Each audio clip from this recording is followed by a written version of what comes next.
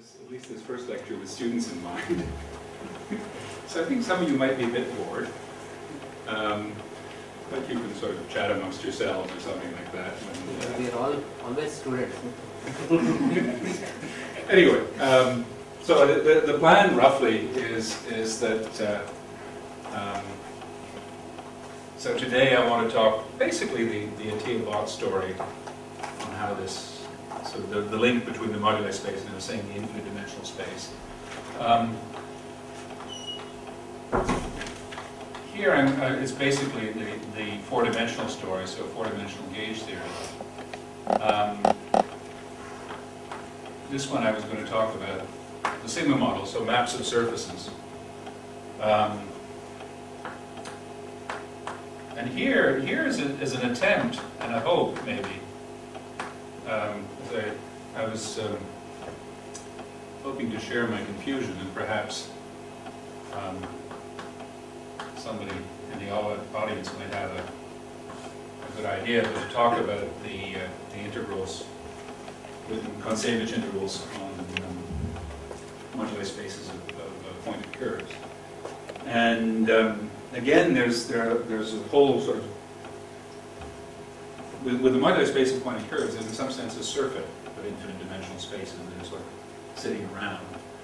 And the question there is how to use them. So it's a bit of an open thing, but at least I'll be able to share my puzzle. So I suppose therapy for me, if not necessarily for you. But today I'd again, so talking about, if you want, the sort of nice situation, or if you want heaven. Which is essentially thinking of the Yang-Mills on a Riemann surface, to steal the title from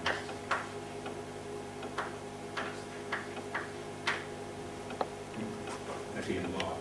There's some, anyway, there's some sort of lessons there, I think, to be learned. It's a situation in which from the analysis point of view, the Morse theory actually works. So,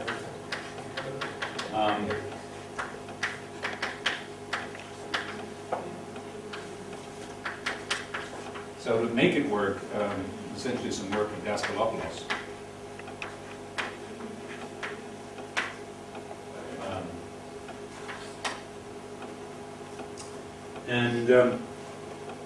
So the story is, if I'm taking sigma, a Riemann surface,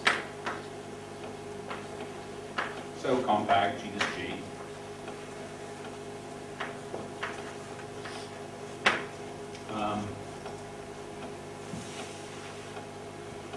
And I want to consider holomorphic vector bundles, or vector bundle, I suppose, on sigma of fixed degrees, I don't know if it be fixed, and I'll just fix the line. And then you have a well-known criterion of stability, so E is semi-stable or stable if for all subbundle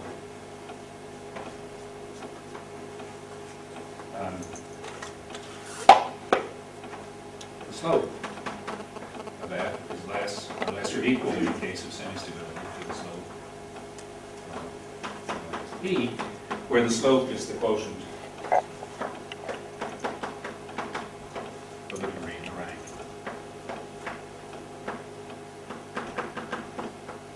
Okay. And of course, the basic theorem, I suppose in some sense the Chennai theorem, is the theorem of Narasimha and Seshadri, which is really remarkable.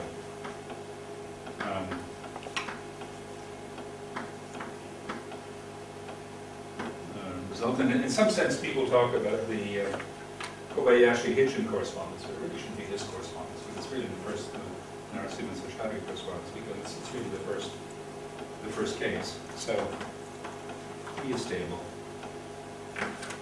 If and only if there exists on E a flat, or not a flat, a unitary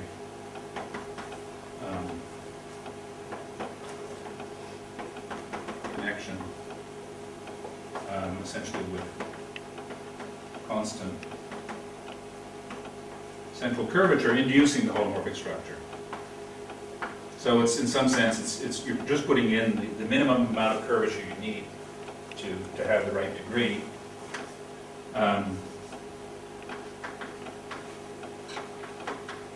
Inducing the holomorphic structure. So there's a correspondence, in other words, between stable bundles and unitary representations, or projective unitary representations of the fundamental group.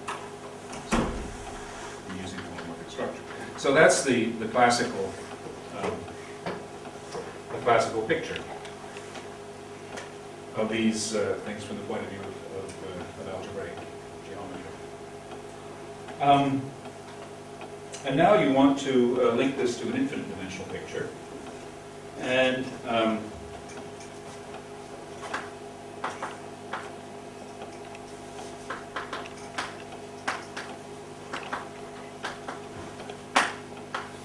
so you link this to infinite dimensions, and essentially the way you do it is you say, well, okay, what is being holomorphic?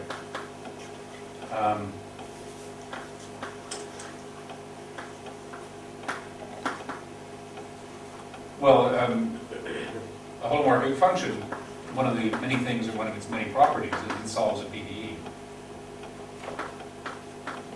And so you've got basically d-bar operators. So I'll just write a d-bar A, which sends sections of E to sections of E plus a 0, 1 forms. So locally, on a section of this bundle, it just looks like d-bar.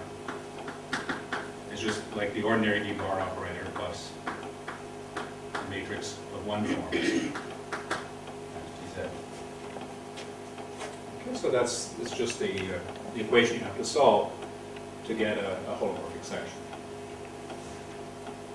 Now this comes with a big and an infinite dimensional symmetry group, and so which you can think of as acting sort of actively on the connections, but it's in some sense secretly just changing bases. So symmetry group, the gauge transformations,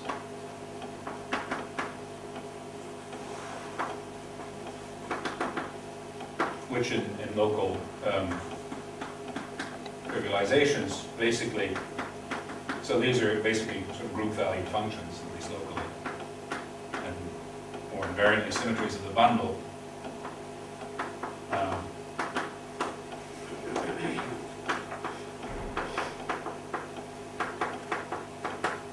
They act essentially by changing the connection. Now you do a little shift here, which is basically you say, okay, I've got half a connection.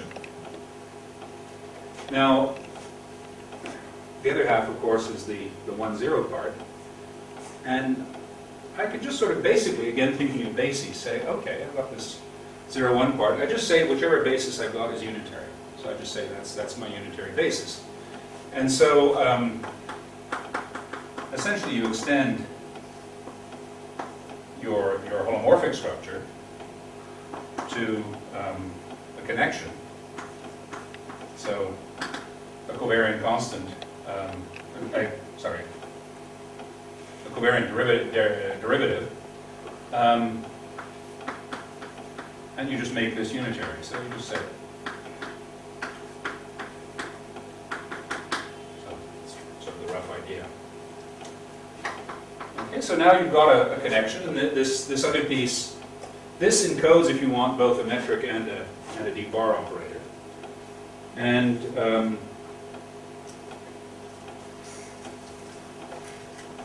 this is to be thought of as a complex group of gauge symmetries acting on this. But sitting inside the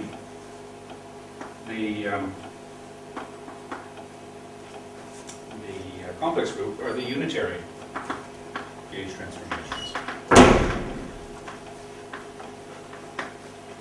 And these act as symmetries on, if you want, unitary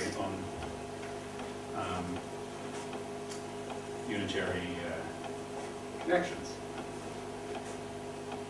And so you have, if you want, sort of A would be your space of unitary connections. So now think of the metric as being fixed. You act by the complex gauge by doing the right thing for the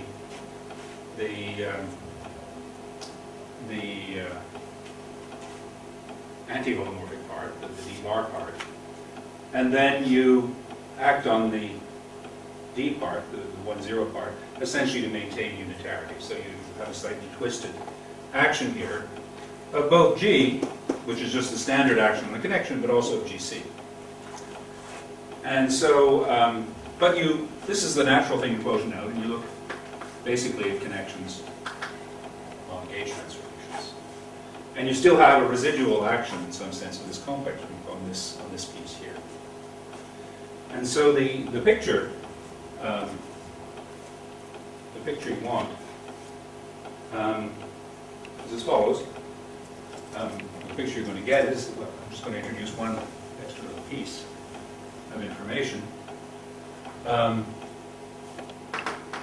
have an energy function.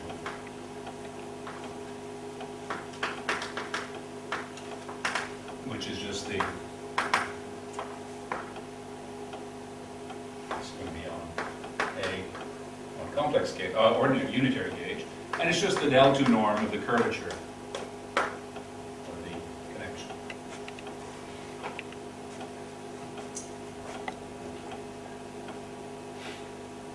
Now, so the picture you have is the following.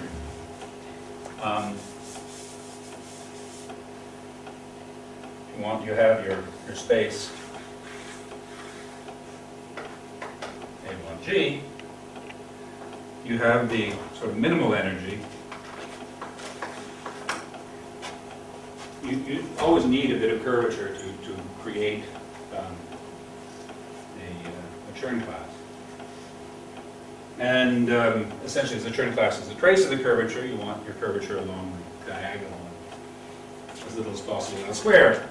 And so what the Narasimhan-Seshadri theorem is saying is, or another way of thinking of it, and it's the way that Donaldson used in reproving it when he was working on his thesis, was that inside the sort of space of all connections,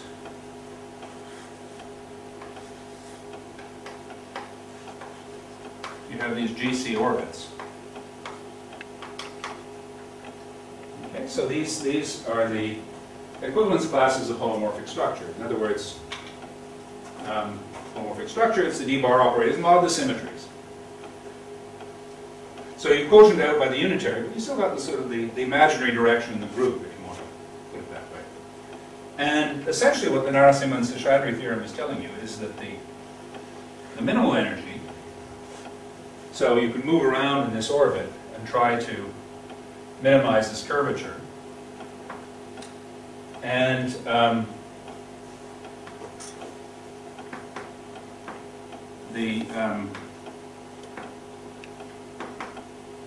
you want minimum energy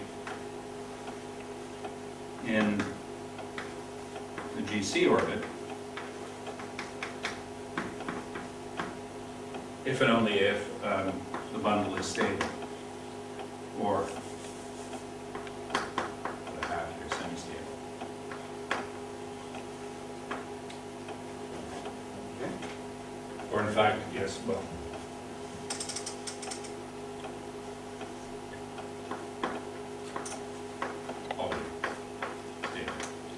Okay, so some stable things with the same slope. So generically, basically, if you're just interested in irreducible things, just think of these as being stable, and you push down to the bottom here. If the thing satisfies this condition in there.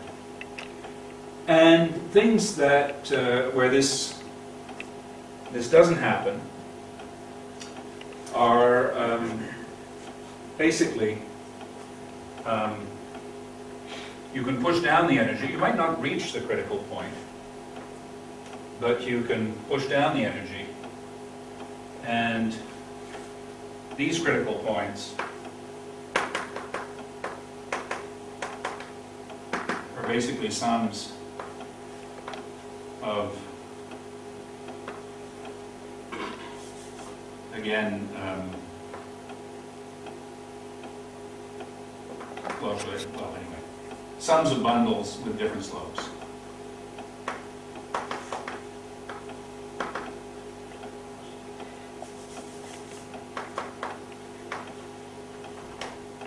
And again, you can get sort of degeneracy and multiplicity there, but things. And basically, if the thing is you can sort of land down here, and you might not reach this point because what you could have up here is some non-trivial extensions of these sums. So it's not a sum; it's rather a filtered object. And basically, the extension classes are being pushed down to 0 as you're going here. So it's basically the picture is you've got say just a two-step thing, right? And this has bigger slope. And you minimize the energy, and this might not split holomorphically, but as you push the energy down, it does. And indeed, if you look at Donaldson's proof, what he does if the thing isn't stable is that this minimizing energy sort of pops this thing out in some sense in the course of the proof. So the moral here, or the thing to remember, is these higher critical points are sums of bundles, so they have to be of lower rank. Okay, and this is going to allow you an inductive procedure where you want to understand what's down here. And if you're going to look at the topology, you're going to think of the topology of the whole space, which is a function space, the topology of the minima, which is in the end the thing that you want, and the topology of the higher order critical points, and these are going to be linked by Morse theory.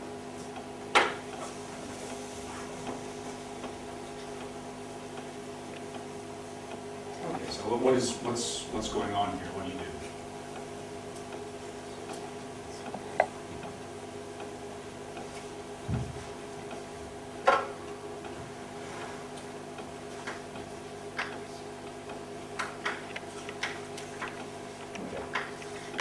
So what does Morse theory do for you?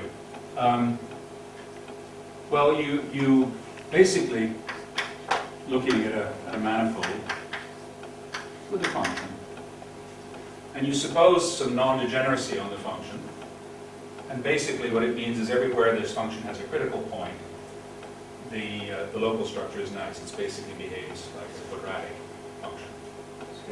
Yeah. Happening on one bundle. Sorry? No, this would be the space of holomorphic bundles. Okay?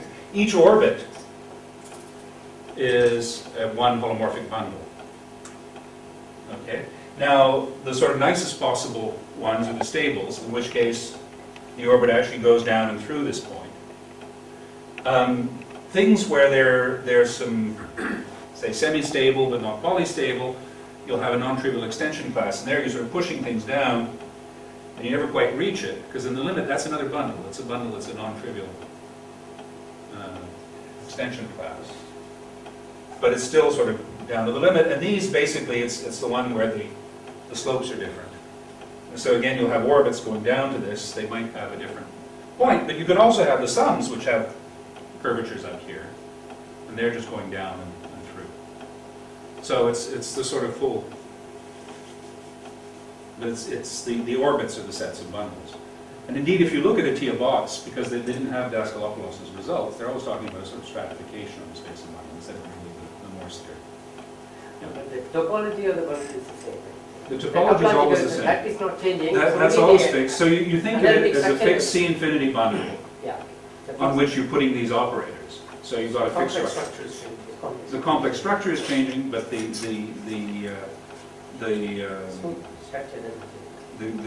topological structure is the same. This is the structure of the entire stack in some sense. Yes. All unstables also, and Yeah, that's the so this is in some sense the universal family. And that probably is as small as you can make it roughly. So that's your picture. Now you want to do Morse theory, draw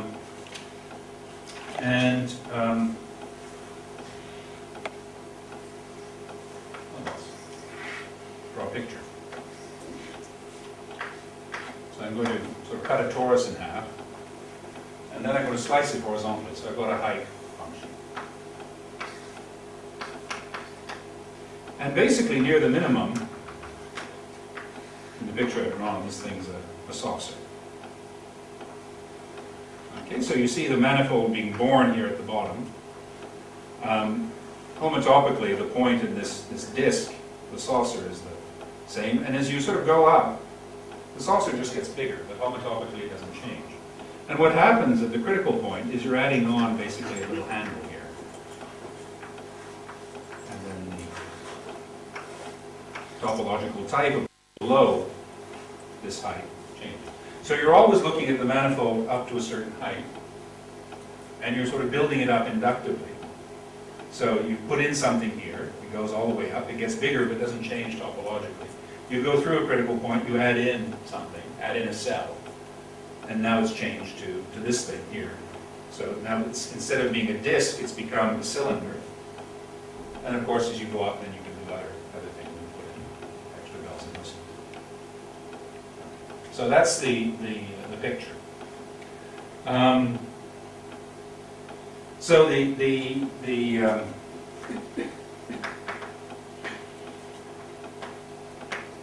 you go through a critical point,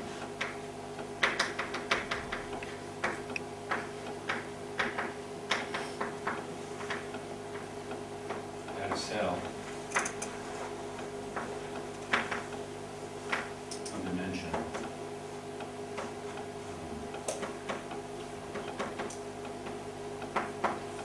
The index, which is the number of negative eigenvalues in this quadratic form. So here I'm supposing it's a truly non-degenerate thing. So the critical point is isolated. Near that point, it just looks like a non-degenerate quadratic form. The function does. Okay, so what happens here is basically in this Morse theory picture,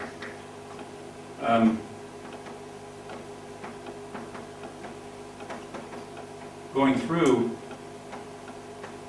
a critical point,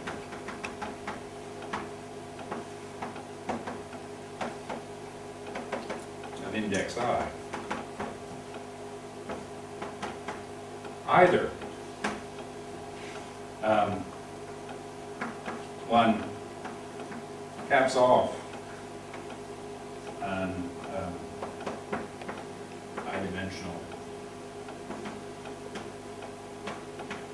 homology class,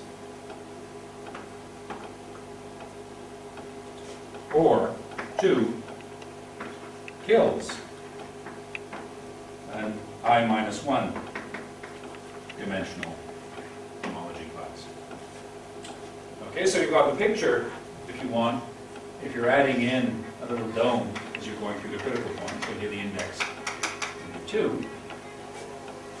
Either you're gluing this to a sort of pre-existing bowl that was there, or not necessarily a bowl, it could have a little,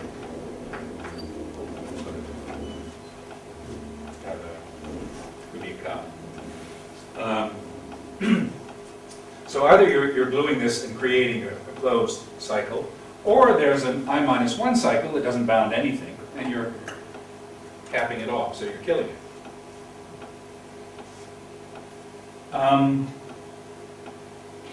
Now, that's the sort of simple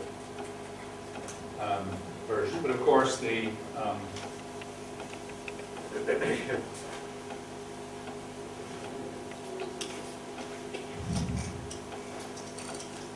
get the critical manifolds. So if instead of going through, as you go up, you could have, say, critical manifolds.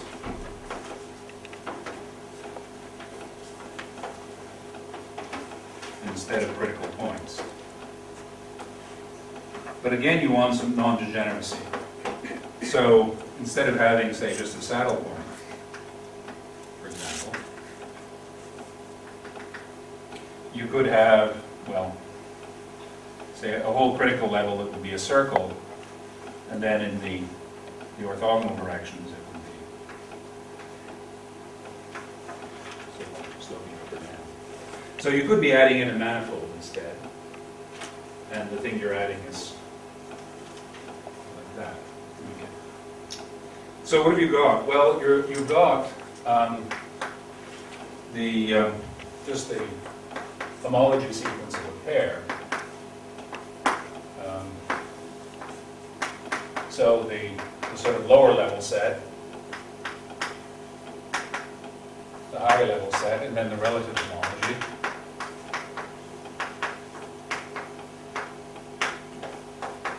And then the lower level set. So the lower level set is, say, this thing below. You're adding in the upper, then you're looking at the relative homology. Is there any kind of compactness statement for M minus and M plus and so on in this context? You certainly, Because the function is yes, you always need some compactness, basically. So basically, you want to think of this as adding compact manifolds. I mean, you can probably get by it. There are conditions that would enable you to use more general things, but then you have to sort of really control Do we have that?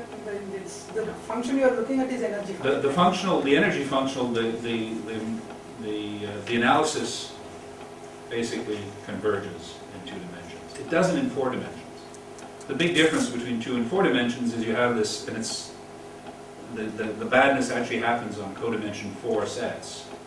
In 4 dimensions, this bubbling phenomena of Uhlenbeck and well, I guess it's Uhlenbeck. So where you can get energy sort of leaking away. And what it happens is you're sort of pushing things down, it sort of squishes out the side, goes off to infinity, and is lost. So if you have, there are techniques, the analysts have techniques for dealing with this and putting in critical points at infinity. And in fact, it's one of the themes of what I was going to say next week, is it sort of it makes life complicated, but interesting. Because what you put in at infinity is somehow, there's a sort of strong topological flavor, not entirely well defined, but linking actually into some very classical homotopy models of function spaces from the 1960s. So you're sort of seeing those things appear. But here, everything's perfect. It's heaven. So that's the... Okay, so you've got this thing, and now this, you can basically sort of squash everything down by pushing it down to sort of this piece here, right? And then you excise this, and you're just left with the neighborhood of the critical point. And so this is actually the normal bundle, but the negative normal bundle.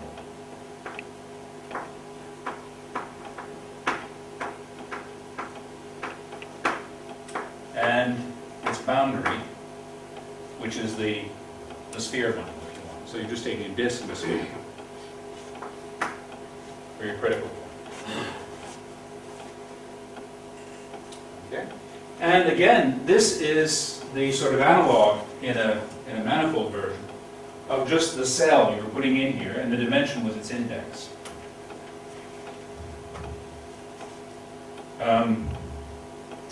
Because basically what you've got here is the Thom isomorphism. which is taking you to h star minus I. U minus, which is just the manifold you're adding in, because it's a discount. You contract it to the manifold. Okay, so this is your index here. Now, the nice situation basically is you don't want to waste critical points. Okay, so you don't want to be creating homology, killing homology, creating homology, killing homology, and so on. You just want to create it. Okay, so you want each of your cells to contribute. You're adding in something here. You want it to add to this thing, rather than killing something over here, because that's the alternative. So either this map is 0, in which case it's adding stuff here, or it isn't, in which case it's killing something over there. Okay, this is the course h star minus I of n plus. So I'll just work with rational coefficients, so there's no, you don't worry about torsion, but you're either killing something over there, or you're adding something here, and you want it to add. Okay. Now, so you want your class here, your homology class, which is of codimension I, it's a smaller class. You want it to sort of map up to this and build something here. Now, in the case over here, it's quite simple, but here you've got a whole manifold to play with, and what you can do actually is just sort of copy this down, or mimic this, but at the level just of the things you're adding in. So this thing, right? I want to think of this as what do I want to do?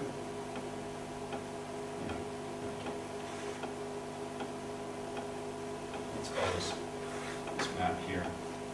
This is a -1, sorry. Your map alpha here. So you still have this Thom sequence here, minus I. Minus. It's mapping with alpha to h I minus 1 of n. But then you can just work inside the tubular neighborhood. So this would be u boundary, starting here. I minus 1 of u. So the circle bundle. And you can just work locally.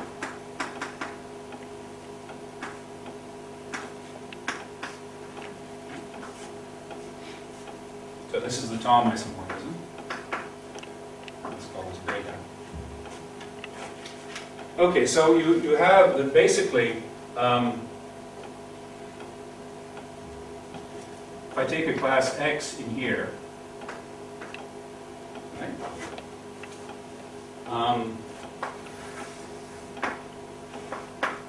So X is, if you want,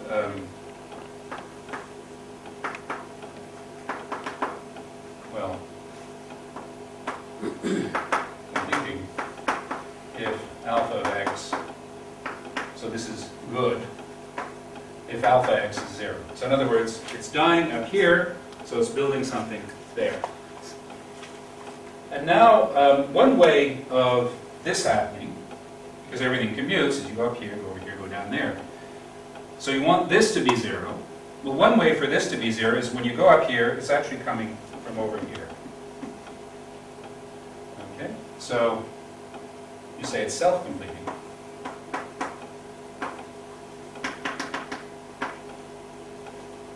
So this is really good.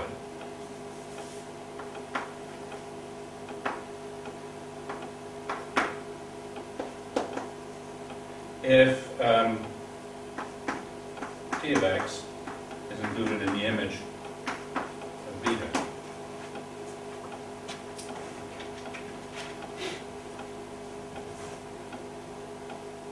Okay.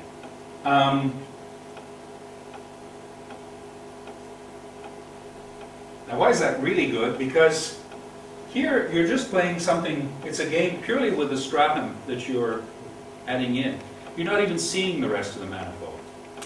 As long as it's living here, and this diagram is just a local thing, right? It's not even, you don't have to, I mean, the drawback of Morse theory is you have to really understand sort of what's way down there and how it's building things up.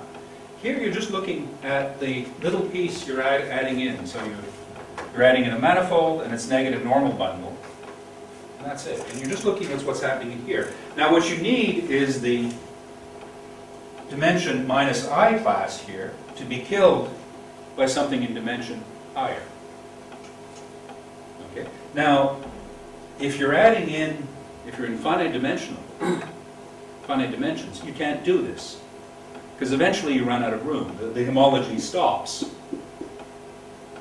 Right? And then it's still going on here. So the top dimensional class here can never be killed by something from here. Okay? So you can't, you can do it with the low dimensional classes. So the dimension, 3 class can be killed by dimension 8 class here. But that dimension 8 class might not be killed and so on. So it doesn't work in finite dimensions. But then that's where the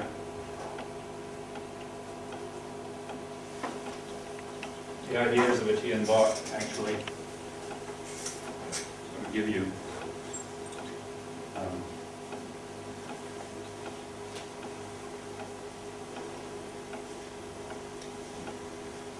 joy. The other comment may be, how can you get this map to be non-zero? Well, if this normal bundle were trivial, then this map is 0. Okay? Because what this map is doing is basically, I erased it. Okay, if the normal bundle were trivial, it's taking a cycle in this direction, and this normal bundle has a twist to it, which is creating a cycle a sort of relative cycle in the fiber directions. So if the bundle is trivial, it's just a product, and that doesn't happen. Okay, so you need this bundle to be really non-trivial. Okay. Now, that's in finite dimensions, and you want to compute the cohomology in finite dimensions, so you think this is not going to work. But then what they do is consider equivariant cohomology.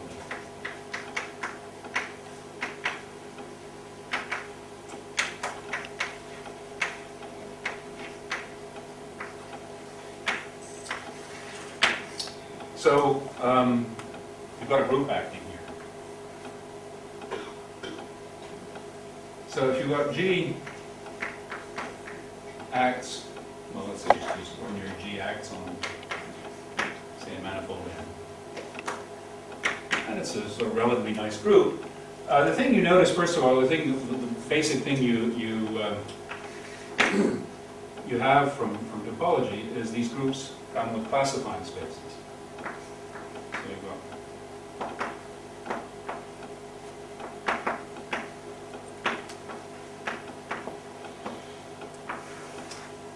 okay, so what are they? Their space is EG over BG, so a universal bundle.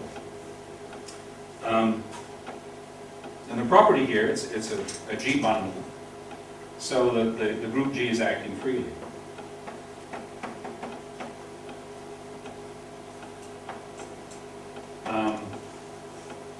But the space is contractible.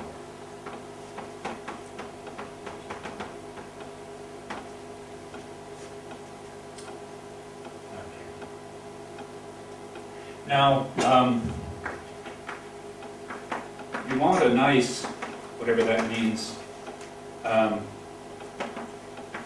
theory for, say, well, let's switch to cohomology, H star of M mod G. Right? This doesn't, group quotients are nasty, basically. They stabilizes vary. From point to point, you get really nasty spaces if you do this. And so what you want to do is you free up the action.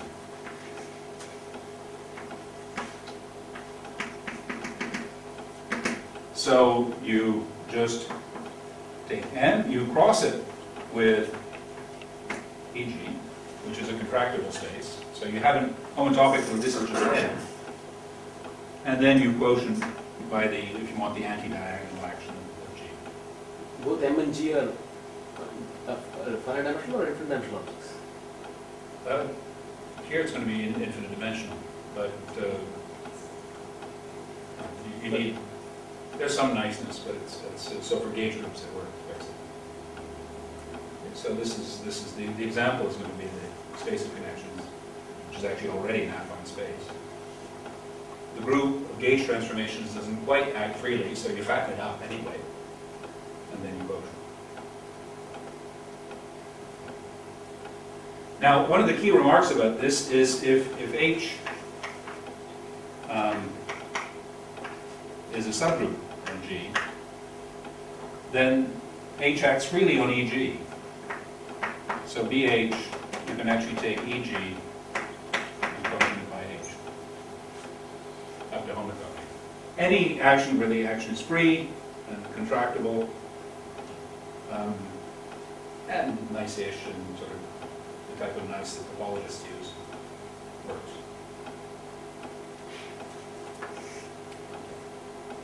So you free up the action. And the idea is to do everything, work in the equivariant cohomology as long as possible. Because now these BGs, so if you look at the group U1, for example,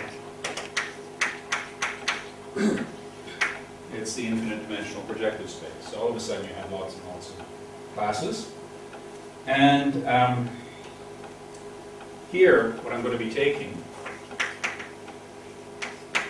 I'm going to be looking at. So this equivariant cohomology will be the usual cohomology of M, right? Because this is contractible. So the quotient is M itself. Right? Sorry, if the action on M were free. But not M, right? You have got M cross EG, and on that it's free. That's what you take. Yeah, so now you take this and you, sorry, maybe I should actually put it down in the definition. So you set the G. M or G will be. M cross EG.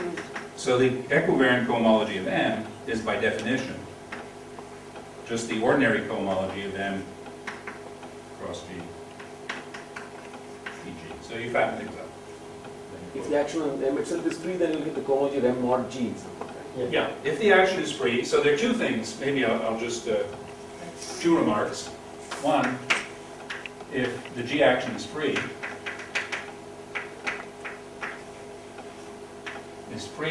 on M, then up to homotopy, because you just fattened it with a contractible thing. So you recoup what you take from the ordinary quotient. And the second is a kind of interesting thing, is G acts on a point. Okay, but then H star G of a point will be H star of EG mod G, which is H star of BG, which is big. Okay. So here, for example, for BU1, you've got an infinite dimensional, you've got a class, a cohomology in each even dimension. And in fact, it's a general feature of the thing is the freer the action, the smaller the equivariant cohomology. And in fact, there's a whole theory of localization, so that you can, if you're just looking at, well, the cohomology, because of you've got maps to a point and inclusions of a point, your equivariant cohomology in general is an H star BG modular. So you map to a point, well, moving arrows wrong way around, but anyway, or take a base point. And the sort of free part of the module basically it lives on the fixed points. And this is where the localization theorems for cohomology come from, for this cohomology. Okay, so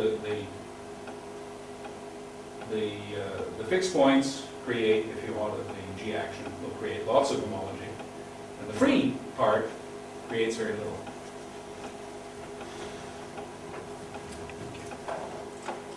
So, yeah, as I was saying here,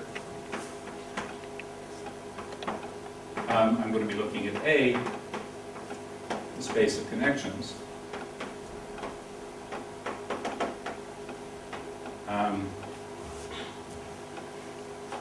And G will be the space of gauge transformation.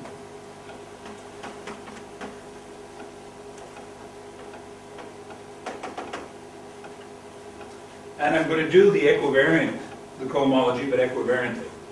So you're going to build up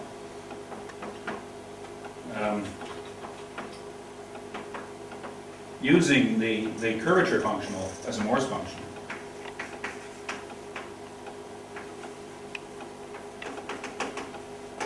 You're going to build up H star G of A from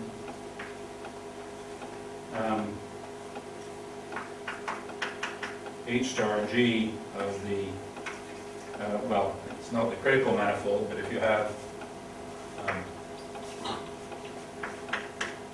the projection onto the group, you're going to have H star pi inverse of M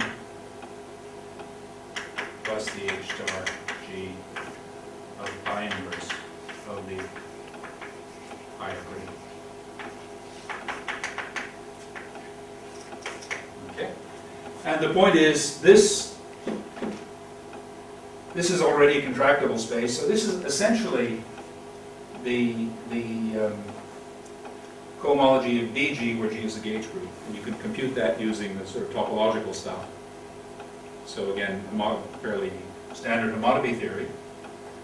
This you know inductively, and this is the creature you want to get.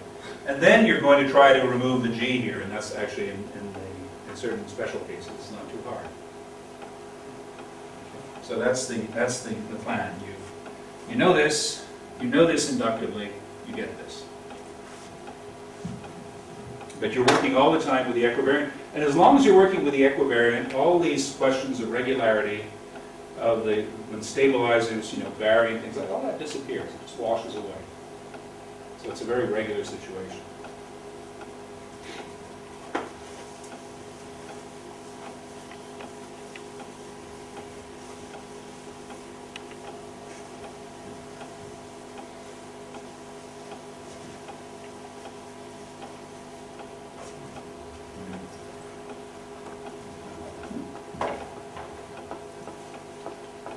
Okay.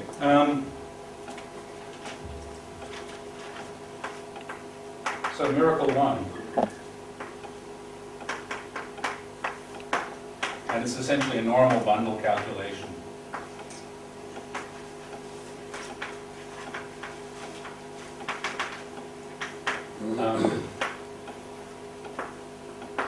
All the critical points are self-completing. So things are only additive.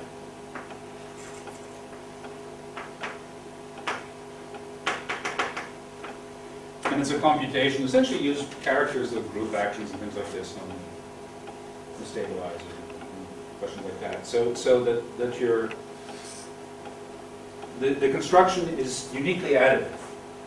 So because if it weren't, then things would cancel, and of course you wouldn't know what's happening. You get inequalities and no equalities. But here it's basically this is that plus that. Okay. And so what do you do for the yeah? What is your aim there? G star from G star pi inverse in? Sorry, from? Pi inverse of? Pi inverse, you see, I put my moduli space in here, but in fact I'm computing equivariant cohomology, so I'm really in this space. A is the space of connections. So it's a space of all connections. It's an affine space. Right? You can take a convex combination. Yeah, but what is M? M is the moduli space. No. What is your goal? What is my aim? Oh, okay. No. To Not A, I, M. Oh, capital. What is M? M is the M moduli is space. M is the moduli stable space. one. Yeah, yeah, yeah. M is stable. Okay, it's the thing, as I was saying, it's the thing you want that's down here. Okay, here's the higher order critical points, and this is all of A mod G. Now, this is the quotiented picture. You go back, and then you work equivariant. Okay, so you've got now, the total space is a linear space, an affine space. Okay, it's just modeled on the space of forms, essentially, on one form, big infinite dimensional space. The thing you want is this, and inductively you're supposed to know that. So let's sort of see how that works. I'll try not to give you too much. So step one. So one, if you want, H star G for the space of all connections. Okay. Well,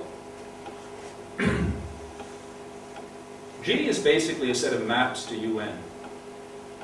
Okay, so it's maps of the Riemann surface to UN. Pretend the bundle is trivial, which makes it easier.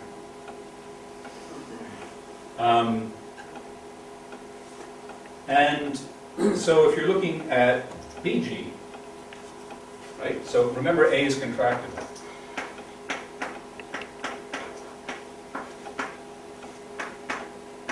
So, is this legible? Not for the videos. Maybe I'll get a bit of... The light will dawn in a few moments. However, it will come back in a minute. The light Yeah. will dawn in a few moments. Okay, but that sort of helps. Oh, there we go. Okay. It's part of getting it to come back is you have to take remedial action. Okay, so this is contractible. It's an affine space. This is contractible, so the product is. And you're quotienting by group. Right? So this is like, I was using a sort of script G actually, but anyway. This is just the classified, the Homology, the classifying space, BG. Right? I can take any contractible space in which the group acts freely. It already acts freely here, so it's nice, and I just quotient it. I get this thing. Okay, so that's what I want to know. And what you find is that BG is the space of maps from the Riemann surface to the classifying space of the group. And it's in the component that actually induces the bundle. Okay, because after all, a principal bundle or a vector bundle is given by a map to the classifying space, topologically. Okay, so there's one component, and the homology class is a map, so there's one component that actually induces the bundle you're on. And so you're looking at all maps in this space, after all, because basically you just remove the B's, and you've got more or less the definition of G. Okay. And then you use the fact that sigma, what is it? Well, it's a union of circles.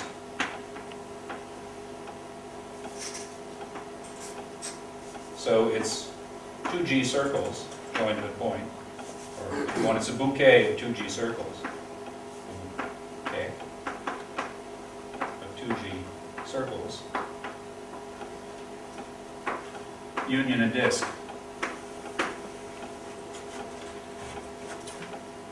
Okay, so if I look at what this gives me in homology theory, got the base maps of the two-sphere to BUN. So loop 2 of BUN maps to the based maps. So little star here means based of sigma to BUN. Okay, so this maps to here is a set of maps which are constant on these 2G circles. So if you could contract these 2G circles to a point, scrunch, it just gives you a two-sphere. The bit that's left over is a two-sphere. Okay, so you've got this map here, and then of course it's maps of the circle, the base map, so it'd be loop 1 of BUN. And they're G circles, or 2G circles, so it's 2G. Okay, and then if you want unbased maps, you've got map star of sigma BUN to map sigma BUN to BUN.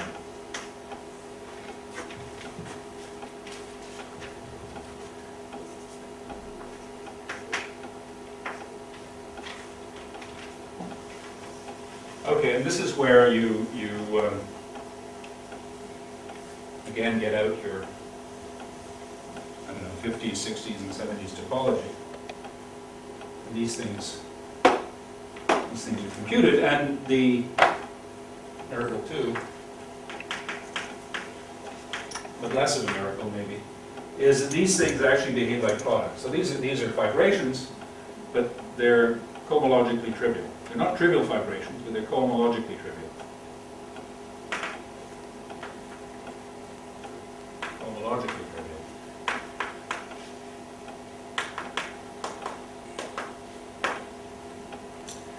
So, if you know this, you know that, then you're done. And that's, people have done this for you. And so you can put it all together and get a Poincare series. So this would be the generating series for the cohomology in all dimensions. Okay, so you get that the Poincare series for BG is the product k equals 1 to n of 1 plus t to the 2k minus 1 to the 2g. So that's loop 1 of BUN. So if you're used to these things, looping is an opposite operation to being. Whatever.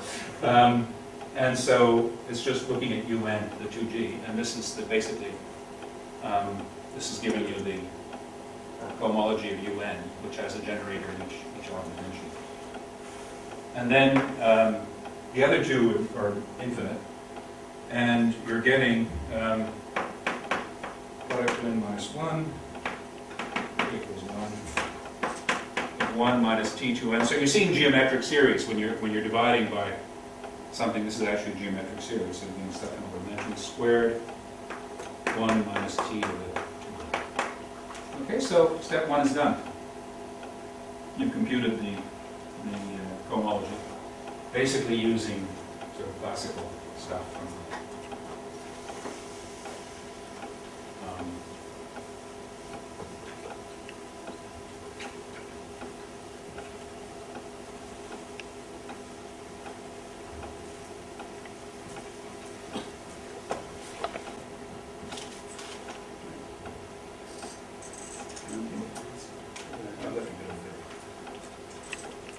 Okay, now you want to do the higher critical points.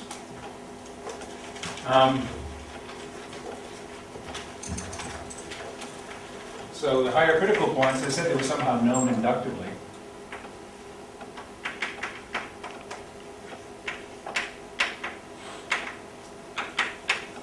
But at least we should see how to get the induction going. So if I look at for n equals 2, and I'm going to fix the degree equals 1.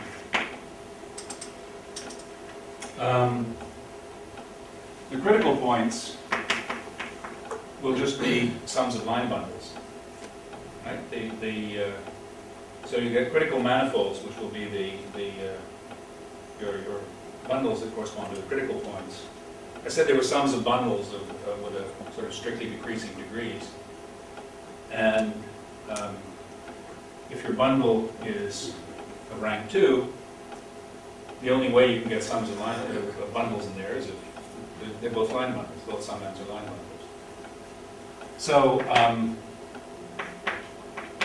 you're essentially getting the Picard varieties, And because the degree is 1, you're getting essentially pick 1 across pick 0, and then pick 2 across pick -1, and all the way to infinity. So this is the next to highest energy. So you've got the minima, which would be the moduli space. This is your next highest up. This one will require more energy to represent the Chern classes. So you hop up a level, and so on. You go off to infinity. So there's an infinite sequence of these critical points. Okay. Maybe they're trying to tell me something. Okay, so this is now you know them that you know their ordinary cohomology. You don't know their G equivariant piece. Okay, but if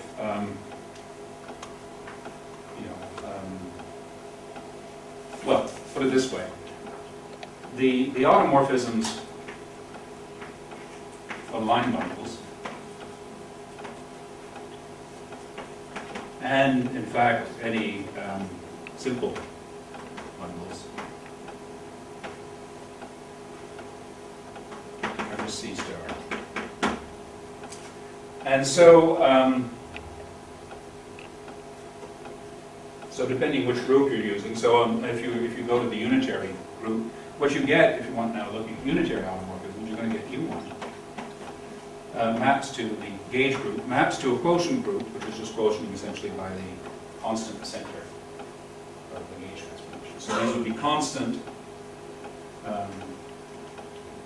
scalar multiples of the identity, living inside all gauge transformations. And you've got a quotient, and this acts freely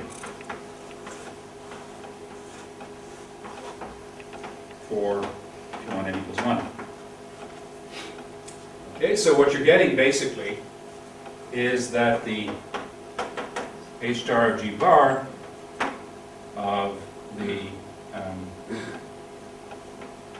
A in 1 dimensions is just the ordinary H star because it's a free action. It's the cohomology of the Picard variety. So this is what it's. So the Poincaré polynomial, we can do this by heart. It's 1 plus t to the 2g. So it's going to be 1 plus t to the 2g over 1 minus t squared. So 1 over 1 minus t squared, remember this is CP infinity, so summing the geometric series will give you that. So that's that bit there. And then the remark is you've got both of them. So there are 2 of them. So in the H star of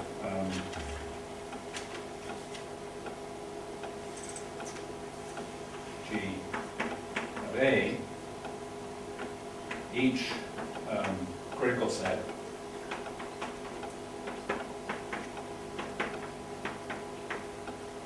contributes, well, what? It's t to the power the codimension, real codimension.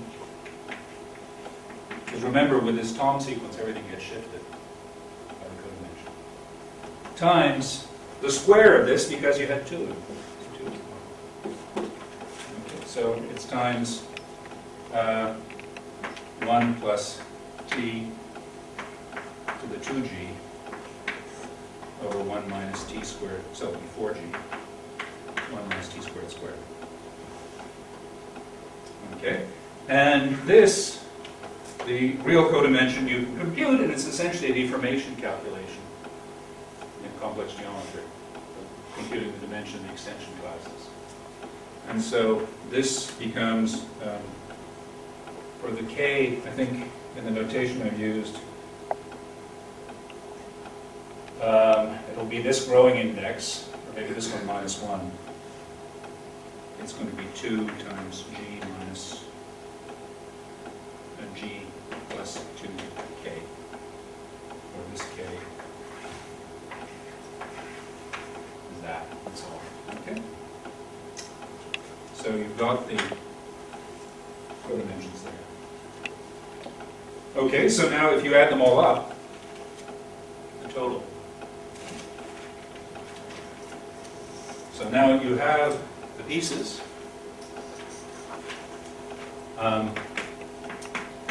The higher order contributions, which now you have to sum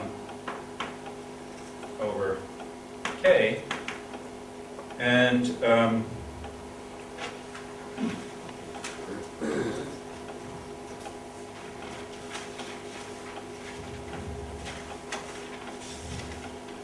so you'll get t to the 2g, because there's a 2g appears over there, and then it's 1 minus t to the 4th, and so that's the contribution for each k. Summing them up, you get another geometric series, and times what you had before, which is 1 plus t to the 4g over 1 minus t squared. So you've got this. This. So now you know what the equivariant Poincare polynomial of the moduli space is. So, oops.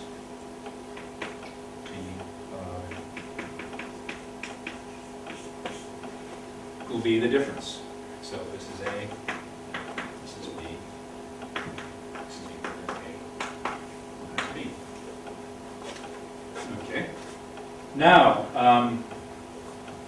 you want to get rid of the G here, and you again use this idea that you've got a U1 too many, except you use it the other way around. And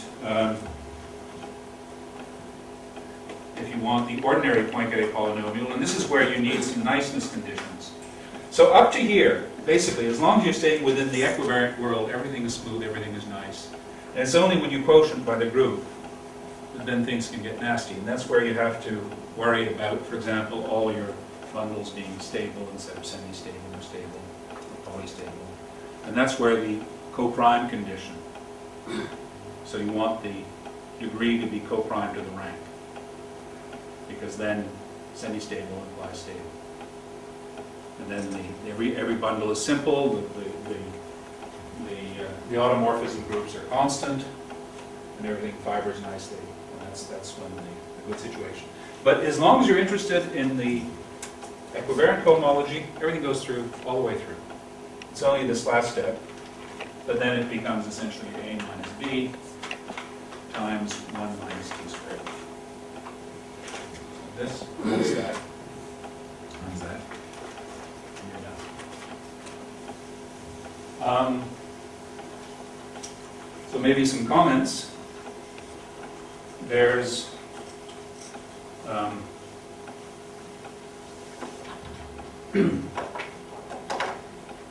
so the general recursion was computed by Zagier. So higher rank, and of course things get very messy, but he's good at that. If you want to know the ring structure of the cohomology,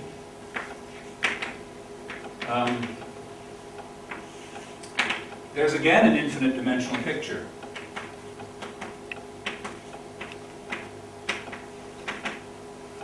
But it uses symplectic geometry.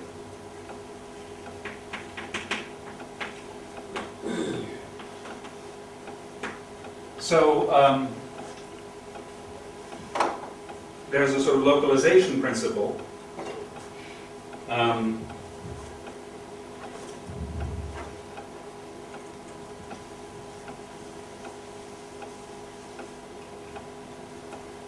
So you can use, basically you want to compute products of classes over their integral over the moduli space. So you take a bunch of classes, you take their products, and if they're the right dimension, you integrate. Get a number. And that basically is the same as giving you the ring structure. And so you want to know these things, And the way you can do it is that there's localization formulae.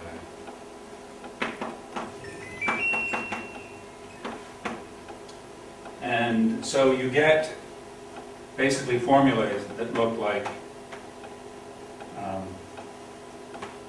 some classes, and it becomes a sum of critical points, or the integral of the critical manifolds of some classes. So it's a very similar picture. These classes here are such that they're sort of built, the model for the equivariant cohomology basically mixes all degrees together. So a class will have something, as forms, will have something in infinite sequence of degrees. So no matter what the dimension you're integrating on, there's always something to integrate. So here on the critical sets, you're getting some integrals, which again, for the higher points, you suppose they're known inductively, and then you go down. And for this, because you're on an infinite dimensional space, you use physics voodoo. And that's where Witten does his thing, but you get the answer. Now, this sort of general idea was adapted by Jeffrey and Kirwan, and they get the sums here.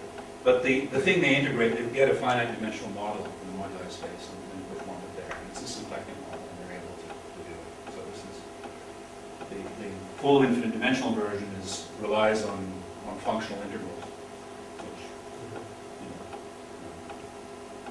integrals over the space of all fields, which is a bit dodgy. But there's sort of a finite dimensional realization. You can put reality conditions. You can do it for real bundles. So bundles with a respecting involution, things worked on with Indranil. And indeed, you can do calculations in the spirit of a Tiabat, and it's been done by Liu and Schaffhauser. And it's a real tour de force because all the miracles, they don't occur, except for the completion, the self-completing. But all the fibrations are non-trivial. You have to use mod 2 coefficients because you lose orientability. But they get these formulae that are like that. But this general scheme here works for these, in this two-dimensional world, works actually very well. And anyway, I think I'll just stop there and thank you for your patience.